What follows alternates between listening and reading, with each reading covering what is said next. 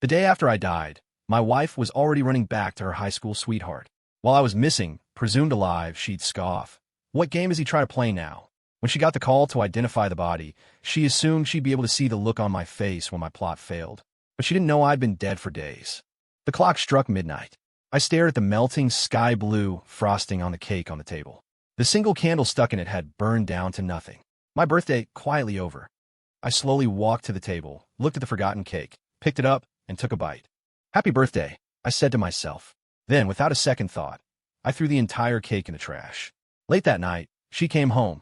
I looked toward the woman walking in through the door. You're back. Jessica Miller looked at me with a cold gaze, frowning in displeasure. Besides drinking, can you do anything useful? I swirled the whiskey in my glass and smiled. Drinking is useful. Then, I stumbled over to her. Whiskey's a good thing. Here, take a drink. I held the glass to her lips. She narrowed her eyes and slapped my hand away. You need to go to bed. The force was enough to spill most of the bourbon from the glass. The slap sobered me up a bit. I set down the glass and turned to look at her. Today's my birthday. Hearing this, Jessica's eyes flickered for a moment, but returned to normal just as quickly. Since it's my birthday, I guess I should get a gift. I sighed. If you won't give me one, I'll give you one. Saying that, I took a file from the drawer next to the couch and tossed it on the table. This is my gift to you. Her eyes scanned the file's cover. The words divorce agreement jumped out. She frowned and asked quietly, What game are you trying to play now? The two families forced this marriage on us, trapping you with me for all these years. You've suffered. Haven't you always been thinking about your high school boyfriend? Go find him. I handed her the divorce agreement. Before she could react, I gently kissed her forehead. She shoved me away hard after only a few seconds. I almost fell. Lowering my eyes, I said, It's pretty sad that we ended up like this. It seems like we're not meant to be together for life. Jessica's voice was still cold. If you'd realized that years ago, we wouldn't have had to torture each other like this. It's my fault. I forced a smile. Looks like this sin can only be atoned for with death. Jessica smirked. You think you have the guts to die? I paused, my voice dropping slightly. If I die, next life, I won't love you again. You can tell me when you're dead, Jessica said, turning and walking away. The door slammed shut. She was gone again. The smile faded from my lips. She still hated me so much. I gave a bitter laugh. I sat down on the couch and took another file from the drawer, my medical report. Terminal cancer. Those suffocating words were printed on the last page of the report. I closed my eyes and held them shut for a long time, then opened them and tore the report to shreds. The scraps of paper scattered across the floor. I looked at the wedding ring on my finger, gently rubbing it. Then, I slowly took it off and placed it on the table. The next morning, I packed all my things and threw them in the car. Without even eating breakfast, I drove away from the mansion. I drove straight ahead, gradually leaving the city behind, and got on the coast highway. I rolled down the window. The wind that blew in was cold and refreshing, whipping my hair around. Goodbye forever, Jessica Miller. I jerked the steering wheel to the right, released my hands, and floored the gas pedal. Bang! The car slammed into the cliff face on the right at full speed. The front of the car crumpled. Red blood began to pool beneath the driver's seat. Even though I was dead, my spirit lingered. I thought I could finally be free of Jessica Miller after death. But for some reason, my soul was always around her. 60 floors up in Global Enterprises. I floated to her office. After her parents died in a car accident, she took over the company. Her secretary brought her a strong coffee, and I followed her into the office. Ms. Miller, the video conference with Weiss starts at 9:30. The meeting materials are on your desk. Jessica nodded slightly, but I noticed something was missing from her finger. That's right, the wedding ring. Even though Jessica didn't treat me well, she never took off her wedding ring. But today, the ring was gone from the ring finger on her left hand, leaving only a faint red mark. Right, we're divorced. There's no need to wear the ring anymore. I felt a pang in my chest, like I was suffocating. I didn't know ghosts could still have feelings. Around noon, I checked the time like I always used to. For the past 5 years, I'd gone to Jessica's office to bring her lunch, day in and day out. But today I wasn't there. Her secretary, Heather, seemed to suspect something. She quickly ordered takeout for Jessica. 30 minutes later, the food arrived. Ms. Miller, lunch is here. Heather left after putting the takeout down. Jessica finished her work, opened the container, and frowned slightly after only one bite. It seemed like she noticed that the taste might be different. She ate a few bites and then set it aside. Her phone buzzed on the table. I glanced at it and saw a familiar name. Her eyes stayed fixed on the document. She picked up the phone and answered. Jessica, are you off work yet? Jessica lowered her eyes and looked at the phone screen, the corners of her mouth tilting up slightly. Yeah, almost. Then let's have dinner together tonight. Jessica looked at the files on her desk and quietly agreed. Okay. Jessica picked up the pace, finished reading the file in her hand, and left the office. The Continental Hotel. Jessica's car pulled up in the distance. Harry Chun adjusted his jacket and waited for her to get out with a smile. Jessica. Jessica walked toward him. Have you been waiting long? Harry naturally put his arm around her shoulders. No, I just got here. Jessica's body visibly stiffened for a moment, but she quickly relaxed. The two walked into the French restaurant on the third floor of the Continental Hotel. Harry chivalrously pulled out a chair for Jessica and ordered a few of her favorite dishes. I couldn't help but feel like this was pathetic. Jessica never once ordered me food. Every time I eagerly put food on her plate and looked at her with hopeful eyes, she'd say coldly, Michael, do you have any self-respect? Can you save some energy? Harry seemed to be in a good mood, his face constantly showing his smile. One by one, the beautiful dishes were placed on the table. Harry maintained his proper manners, even occasionally putting food on her plate. Jessica raised her eyes to look at him. Are you feeling better? Harry continued cutting his steak. Much better. It's just a stomach ache, an old problem. It won't bother me if I eat regularly. I don't remember you having stomach problems when we were in college. Harry paused and looked her in the eyes. I was taken care of so well by you back then. I didn't have the chance to get sick. Jessica lowered her eyes. She didn't take care of you? Harry put down his knife and fork, his eyebrows slightly furrowed. Michael robbed you of 5 years, and I forced myself to stay with someone else for 5 years. But we both know that you can't force feelings. We deeply love each other. If Michael hadn't come between us, we could have been together 5 years ago. Yes, it's all my fault. Now I'm finally gone, giving you two what you wanted. Jessica seemed to recall all the unpleasantness she'd experienced 5 years ago. Her face was filled with a bit of guilt. I'm sorry. Harry got up and walked to her side, bending down. No, it's not your fault. Michael and his family used their power to force us apart. We were powerless back then. We couldn't resist. He looked at her face, his eyes finally landing on her red lips. He slowly leaned in. In the blink of an eye, Jessica almost subconsciously turned her head, dodging his kiss. I was curious about what she was thinking at that moment, why she had that kind of reaction. Could she be worried about the things I told her? Jessica, after we get married, stay away from other men. They all have impure intentions. Only I truly love you. I shook my head, feeling like I was deceiving myself. Why would she care about what I said? Harry's face froze. He stood up straight. I apologize. I forgot that you're married. We're divorced. When she said these words, Jessica subconsciously touched the spot on her left ring finger. The ring that had been on it for 5 years was gone, but the imprint from wearing it for so long was still there. Harry looked shocked. Really? You're divorced? But I noticed the moment when the corners of his mouth turned up. Jessica stood up and pulled him back to his seat. Yeah, divorced. Harry put his hands on the back of her hand, smiling. That's great, Jessica. You finally don't have to force yourself to stay by his side. He held her hand tightly. This is a good thing. We should celebrate. Jessica didn't care. It's not a big deal. There's no need to celebrate. Of course we have to celebrate. Harry said, raising his voice. I've been waiting for this day for 5 years. Jessica, even if it's just for me, let's celebrate. Seeing the bright smile on his face, Jessica didn't want to disappoint him, so she went along with him. The 8th floor of the Continental Hotel was a gilded cage. It was a gathering place for the famous socialites of Boston. After they finished eating, they went up to the 8th floor. I followed them, my body seeming to be out of my control. I didn't want to watch them show off their love like that. When they got to the 8th floor, they happened to run into Jessica's friends and a group of men drinking. Harry pulled Jessica straight into their private room. Deafening music blasted from the room. Harry wrapped his arm around Jessica's shoulders, seeming to declare his ownership. Her friends cheered, filling up and emptying glasses of wine. Eventually, Jessica was so drunk that she could barely stand. Her head was swimming. She squinted at her watch and mumbled, midnight.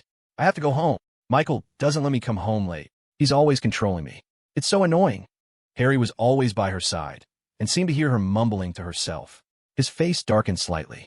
He put his arm around her waist and softly coaxed. Jessica, you're divorced now.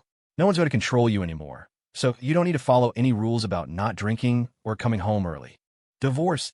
Jessica closed her eyes and laughed. That's right, we're divorced. Yeah, we're divorced. Seeing how happy she was, I felt like after loving her for so many years, I hadn't gotten even a tiny bit of love in return. She staggered forward and took a glass of wine from someone, downing it in one gulp. A bit of the liquid dripped down the corner of her mouth and onto her neck. Harry stared intently at the enchanting woman, his atoms apple bobbing. All right, he said, blocking the others from giving her more wine. That's enough for tonight. Jessica's drunk. I'll take her to rest. He supported Jessica and slowly walked out of the room. Jessica silently followed Harry out of the room and took the elevator up to the 60th floor. Come on, Jessica, be careful. Harry helped Jessica to the door of one of the rooms and opened it with a pre-prepared key card. Come on, let's go inside. Was I really going to have to watch them together? That was too cruel for me. The two entered the room. Harry helped her lie down on the bed. Just as he was about to help her take off her coat, Jessica suddenly sat up and pushed him away, her bright eyes not showing much emotion. Harry was stunned for a moment and tentatively asked, "What's wrong?" "I'll get another room." Jessica stood up, the dizziness making her sway a few times, almost losing her balance. Jessica staggered to the door and happened to bump into the hotel manager walking down the hallway. She had the manager open a room for her and walked into the newly opened room alone, closing the door behind her. I really didn't understand Jessica's actions. Wasn't this the day she'd been waiting for so long? Harry's watery eyes gradually turned cold, eventually revealing his anger. He said quietly, "She's already divorced, but she's still guarding her body for that guy."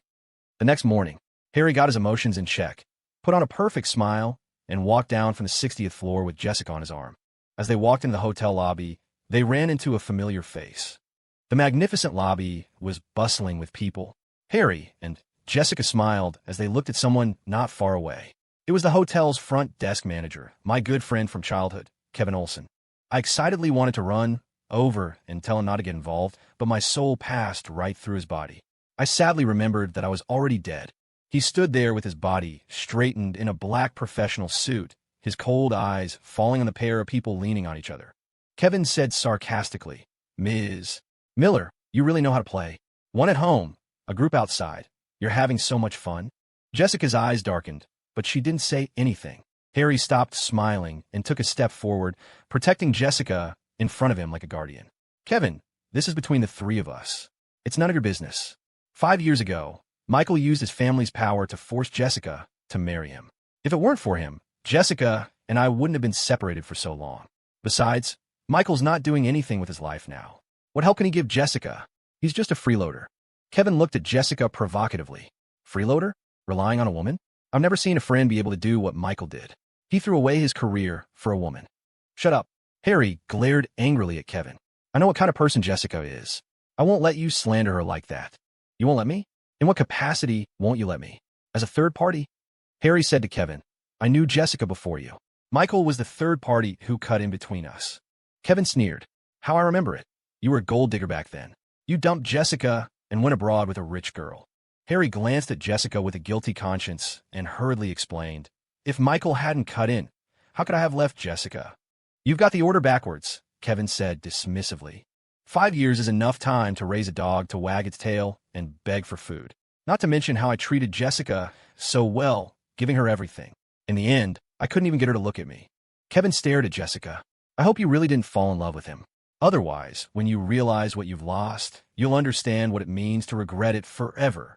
Seeing my friend standing up for me like that, remembering that he was the first person to know about my death and how he broke down when he arrived at the hospital and saw my body, I wanted to tell him not to waste any more time on this woman. She wouldn't care at all. But now, Kevin was so angry that he couldn't wait to tear the two people in front of him apart with his own hands. I knew that he hated it in his heart. He hated how useless I was, and hated how this woman didn't know what was good for her. When Jessica looked at him indifferently, her voice was cold. "I don't love him." Kevin sneered. "I hope you can remember what you said today. Don't regret it for the rest of your life." Kevin coldly left those words behind, and then clenched his fists and turned around and left. Jessica drove back to the company and was busy as usual. The hangover from a night before gave her a headache. After a brief break after the meeting, she had her secretary bring in another extra strong coffee. While waiting for the coffee, she took out her personal cell phone that had been quiet all night and looked through it. I looked over at the phone screen. Harry had asked her out to dinner that night, so she sent him a message saying that she had something to do tonight and would reschedule. After sending the message, she flipped through all the messages and call logs back and forth. It seemed like she was looking for something, waiting for something. She lowered her eyes, staying silent for a moment. Just then, Heather walked in with the coffee. "Ms. Miller, your coffee." Jessica gave the phone one last glance, raised her eyes to look at Heather, and asked casually, "Has Michael called?" Heather froze for a moment, then replied, "No."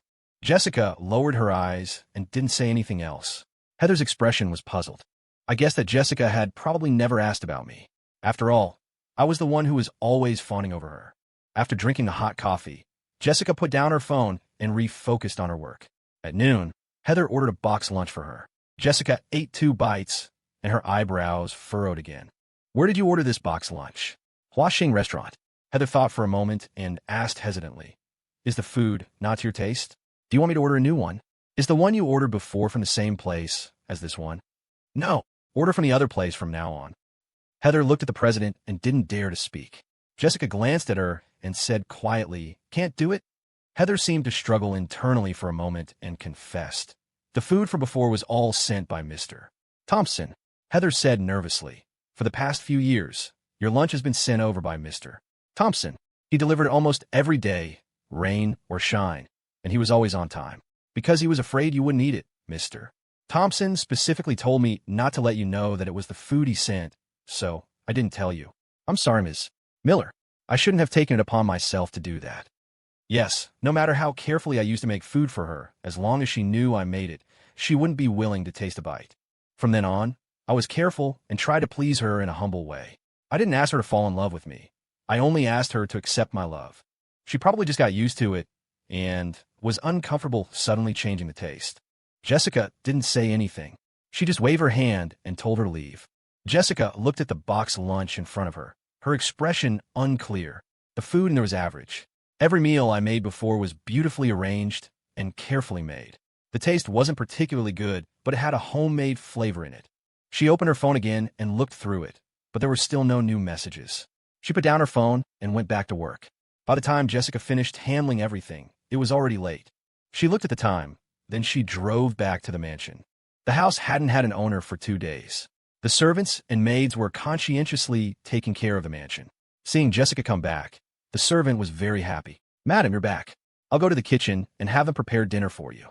Jessica took off her coat and handed it to the maid. Then she asked the servant, "Is Mr. Thompson home?" The servant shook her head and said worriedly, "Mr. Thompson drove out yesterday morning and hasn't come back yet." Jessica said quietly. "Have them prepare dinner." Okay. I've been gone for 2 days. Didn't she notice?" Jessica went upstairs and returned to our room. After walking around the room, she noticed that it was much emptier. All my things were gone. All the clothes and shoes in my closet were gone, and all my personal belongings had been swept away. And the man who had been waiting for her to come home every day for 5 years was also gone. She realized that I had completely left this place, left her. Jessica looked at the empty bedroom, and suddenly an indescribable feeling filled her entire heart. She sat down on the couch. Her eyes landed on the wedding ring shimmering in the light.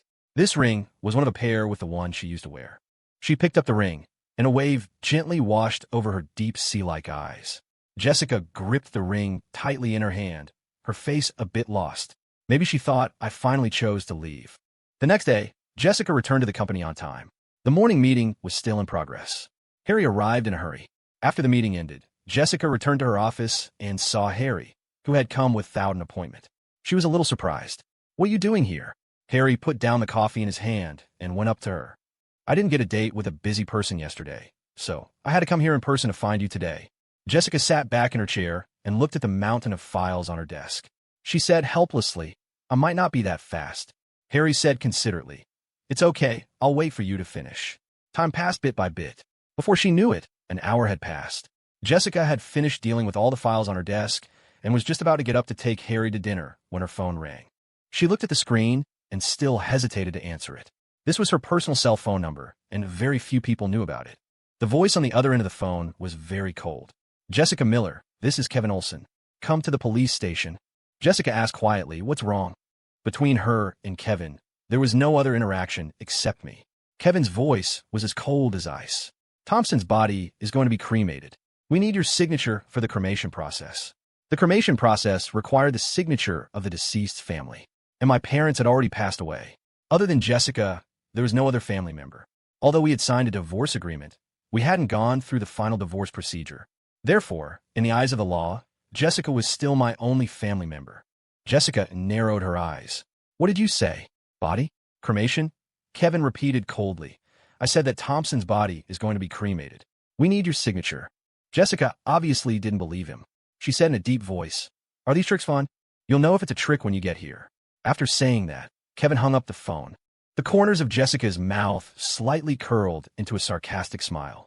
After hiding for 2 days, he's finally willing to show himself. Harry approached Jessica and asked softly, Jessica, who was that? Jessica came back to her senses and looked apologetically. I'm sorry, Harry, I have something to deal with. I can't have lunch with you. Harry's expression froze, but he quickly put on a smile. It's okay, work is important. We can have dinner together next time.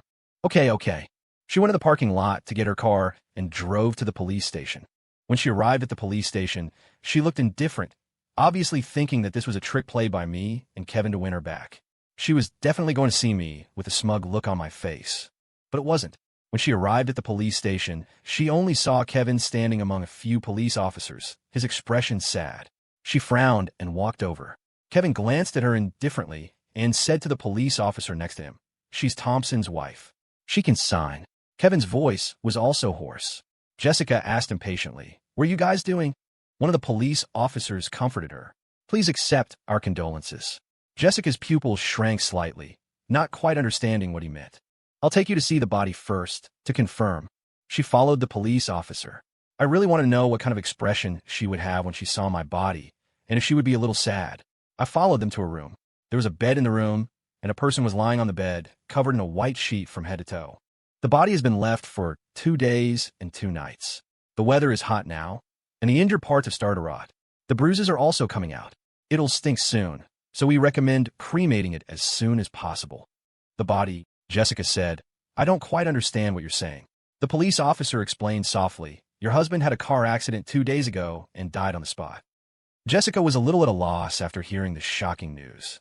She subconsciously clenched her hands at her side. How is this possible? She didn't believe that the person lying on the bed was me. She walked step by step to the bed, her fingertips trembling slightly as she touched the white cloth, just about to lift it. But she paused and slowly lifted the white cloth after a long time. Jessica stared blankly at the man in front of her, who was so familiar that he was almost engraved in her bones. She didn't come back to her senses for a long time. She just stared at me silently, without saying a word. As expected, she was still so cold to me, and couldn't see any emotion in her eyes. Jessica thought back. Are you saying he committed suicide? Kevin sneered. There are no accidents. He was just stabbed in the heart by you and stabbed in the body by a terminal illness. Either way, he couldn't live anymore. Jessica, Thompson treated you so well. He never did anything to let you down. You think Thompson restricted your freedom, but he was just a chess piece of family benefit. Yet he had to bear all your hatred and anger. Jessica stood there in a daze, her eyes drooping slightly. Jessica looked at the confirmation in front of her, and her heart shrank slightly. She slowly signed the confirmation. Jessica watched as the body was pushed into the furnace, and the raging fire gradually submerged and devoured me. After the cremation, the staff at the crematorium packed the ashes and took them out. Kevin subconsciously reached out to take them, but Jessica took them away halfway. Jessica looked at Kevin indifferently, holding the urn. He was my husband. I'll take care of his funeral. No need. Kevin stood in front of her. As he said that, he reached out to snatch it. Jessica hugged the urn tightly and dodged. He was my husband. I'll take care of his funeral, Jessica emphasized. Jessica returned to the mansion with the urn. She hugged the urn and went back to the room. Jessica, who hadn't slept all night, had her hair disheveled, and her face was a little tired. She was silent for a moment before hugging the urn, getting up, opening the door, and walking out. When she went down the stairs, Jessica missed 2 steps and fell down. She subconsciously held the urn tightly in her arms, afraid that it would collide. Jessica carefully placed the urn on the table in the middle of the hall and personally checked all the items needed for the funeral. Michael Thompson was to be buried early tomorrow morning. There were still many things to prepare before the burial. Kevin came over early in the morning. Not long after, Harry and a few classmates came together. Jessica's eyes had been fixed on the urn placed on the table, silent and quiet. Harry looked at the table and pursed his lips. He suddenly said, maybe this is the best result.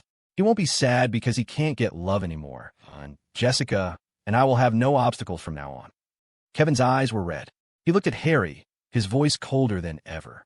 The original partner hasn't been buried yet, and the third party dares to come to the door and talk nonsense, congratulating the future. As he said that, he punched Harry. Yep. Harry was about to fight back. Enough. Just as Harry was about to retort, Jessica suddenly interrupted in a deep voice. Her face didn't show much emotion. She just said quietly to Harry, "You can go back now." Harry took a step forward and explained, "Jessica, I don't mean anything else.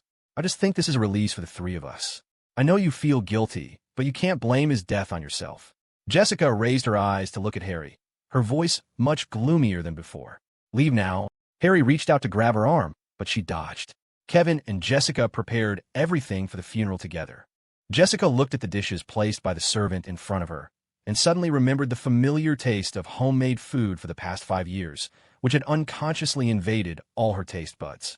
Her eyes returned to his smiling face on the wedding photo. She muttered, I'm sorry.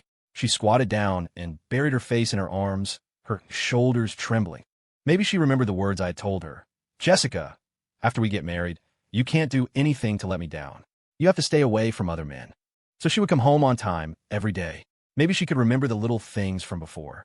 After we got married, for her first birthday, I carefully made an album for her. For her second birthday, I went to her hometown to learn how to make her special snacks and made them for her to eat. For her third birthday, I personally made a bowl of longevity noodles and brought them to her at 12:00 m. on the dot. Fourth birthday.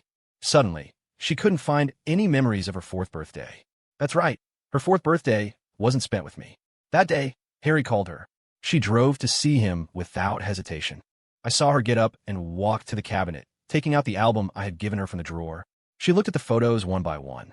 It seemed unbelievable that a person so alive could make her feel a little sad in her heart. On the day of the funeral, the sky began to drizzle. Kevin came over early in the morning, holding a black umbrella and standing silently in front of the tombstone. Many people left after mourning in front of the tombstone. In the end, only Jessica and Kevin were left in front of the tomb. And Jessica's eyes were too deep, and it was difficult for others to see any other emotions in her eyes. When did he get cancer? Kevin stepped forward and bent down, wiping the rain off the photo with his sleeve. 1 week ago, a few of us had dinner together, and he suddenly had severe abdominal pain and passed out. I sent him to the hospital. The diagnosis report should have been taken the day before he committed suicide. He called me and said some strange things. Jessica, compared to the pain that terminal illness brought him, the thing that made him the most desperate was that you didn't love him. Jessica didn't know how she got back to the mansion. She ignored everything and walked straight upstairs, returning to the room. There was nothing of Michael's in the room anymore. Jessica lay on the bed. It was a little hard. Her hands started to reach around. Finally, she was about to find something I had hidden under my pillow. It was a USB drive. After plugging it into the computer, inside, I had recorded many things, videos, diaries, all related to her. Jessica's fingertips trembled slightly. She stared and looked at them one by one. When she flipped to the end, her eyes were inexplicably sore. The last one was written before my accident. I want to spend a birthday with Jessica. Birthday? It seemed like she didn't come back until after 12 o'clock that day. Her heart was aching. She carefully recalled everything that had happened that day. Kevin said that she got the diagnosis report on her birthday, and that night, she gave him a divorce agreement. He said, "If I die, next life I won't love you again." And she said, "You can tell me when you're dead." Jessica's heart seemed to be tightly gripped together, and all the strength in her body was suddenly drained. And my spirit became more transparent. The reason why I didn't want to leave all along was probably just to get an answer. Servant's side story. After the funeral, Madame changed. She went to work and got off work on time as usual, seemingly normal. Even her secretary, Heather, noticed her abnormality. She used to go to work on time, but she rarely got off work on time. But now, as long as it was time to get off work, she would drop everything and go home. And at noon, the president actually brought her own lunch. The lunchbox was exactly the same as the one Mr. Thompson used to bring to the company. For example, when she was working hard, she looked up casually and asked, "Has Mr. Thompson called today?" During the break, when the secretary brought in coffee, Heather froze for a moment and replied, "No." Madam would lower her eyes and mutter to herself, "She's still angry." Heather looked in shock at the woman who had refocused on her work. She went to work and got off work at the company as usual every day.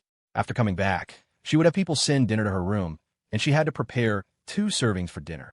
At night, she often went to the wine cabinet to get a bottle of good wine upstairs, and there were 2 glasses prepared as well. That night, Madame went upstairs with a bottle of red wine as usual, but suddenly stopped in front of the stairs. Madame looked at the side, and a smile appeared on the corner of her mouth. Go prepare some snacks for Mr. Thompson to have with his wine. Yes. The servant's attention was only on the snacks that were coming later. It took her a while to realize the problem. The servant was shocked. Prepare for Mr.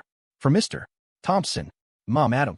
Madam's arms were still folded, and her eyes didn't move away from her side. She just replied softly, Madam turned back to look at the servant. The smile on her face hadn't faded. Mr. Thompson likes to eat snacks when he drinks. Go prepare some. The servant rubbed her eyes, and the shock on her face deepened. Madam, what are you holding?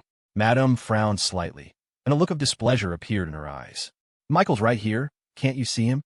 After saying that, she turned to look back, stayed silent for a moment, and started talking to herself. I know. I don't blame her. It's just that you're standing here, and she didn't even see you.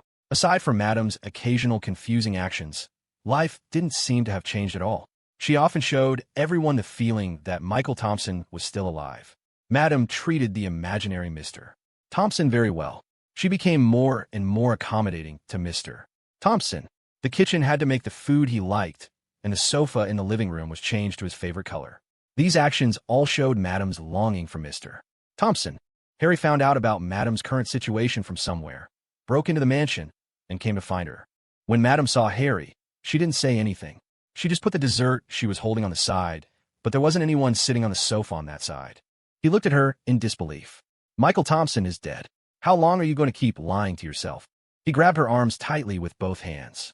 Jessica pulled away his hands indifferently. You can go back now. Don't come here again in the future. Michael doesn't like other men coming to the house. Harry stood up. Are you going to wake up? Michael died a long time ago. He can't even see your guilt and regret.